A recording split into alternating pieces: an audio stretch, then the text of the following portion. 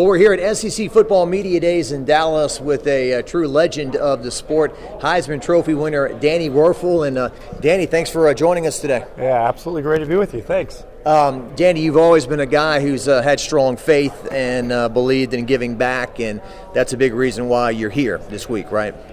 Yeah, absolutely. So we, for 20 years now, my foundation, we've been doing the Wuerffel Trophy for Community Service, a college football award, not for touchdowns or rushing yards, but for doing good in the community. And we've been really excited about that. We've been trying to figure out a way to kind of really not just have a winner, but promote all the guys that are doing great work. And along the way, we got to know the team at the All-State Good Works team.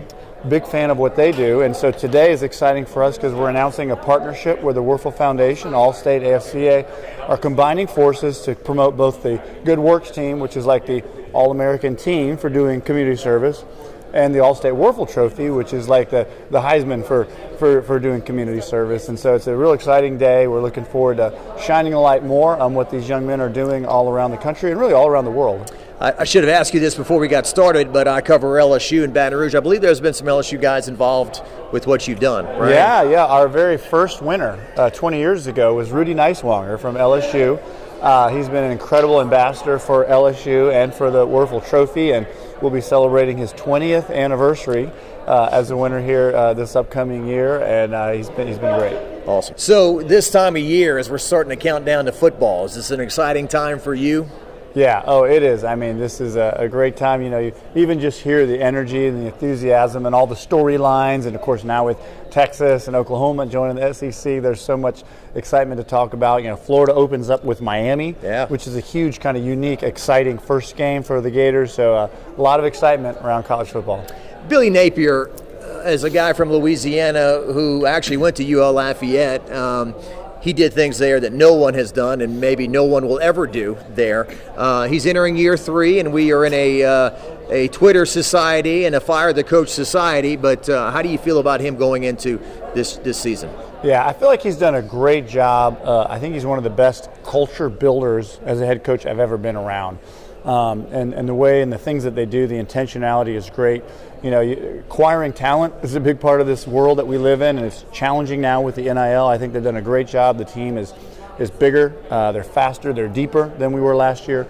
You know, we've got a horrendous schedule, probably one of the worst perhaps in college football history, maybe. And so I think that the good part of that is everyone's down on the Gators. Everybody's like, yeah, they're not going to be that great. So I think we have a chance to really surprise some people and have a great year. I think if we could win 8 games, it would be a very fantastic season for us. Good deal. And the LSU game, the Tigers come to the Swamp this year, and it's in November, so it'll be a little cooler, so it might be 85 instead of 95. So what are your thoughts on just kind of watching LSU from afar? Man, you know, the LSU, when I was there, is a big rivalry. There's some really iconic games over the years and recent, but that's a big one on the schedule, I think, for both those teams. You know, we have other teams that may think of as being a big rivalry, but for some reason that Florida LSU game is a big one. We're happy to have it in the Swamp this year, and hopefully we can get a W there. That'd be a big one for us. As a Heisman Trophy winner, watching Jaden Daniels, and in particular, not to bring up bad memories, but what he did against Florida last year is pretty amazing, huh? Yeah, an incredible player, an incredible quarterback, an incredible athlete, both the arm talent, the decision making, the ability to run, just elite level. Was really, really happy for him and unhappy for us. Your guy, Graham Mertz, had a chance to meet him and talk to him at the Manning Passing Academy not too long ago. Great personality, upbeat guy, said all the things that you said about Napier, that he pushes him every day, even a day in March or April when it's spring football, it can be boring. Napier's got the energy to make you maximize the day, right? Yeah, I think Graham Mertz is like one of the true relics of college football. He started before there was NIL.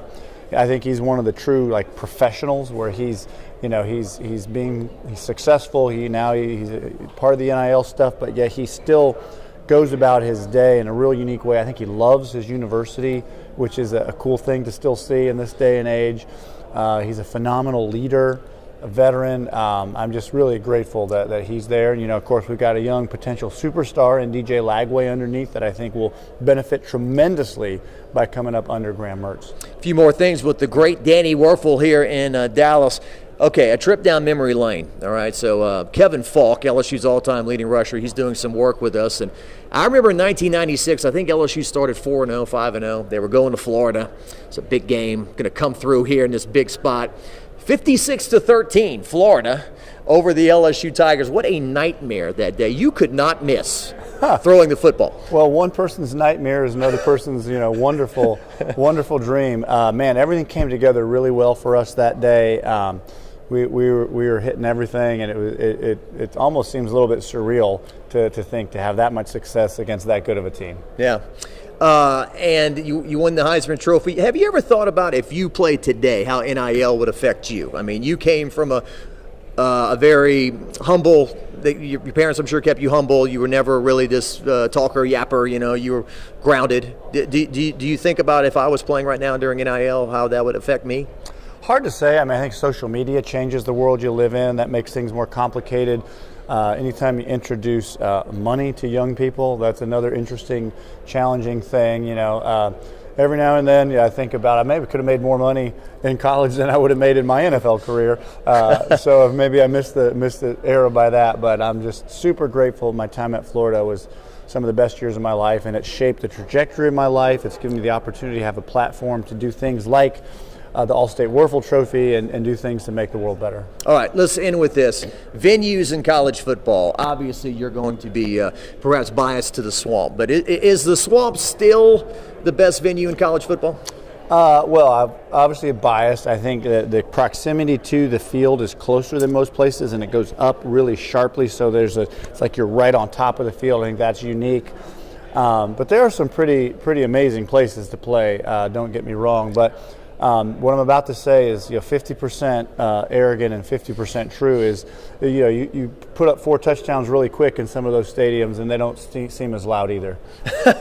That's always the deal, right? The players dictate, the crowd and how long they stay in it. Danny Wuerffel, Heisman Trophy winner, Florida Gator. Thanks for joining us today, and best of luck with everything with your foundation. Thank you.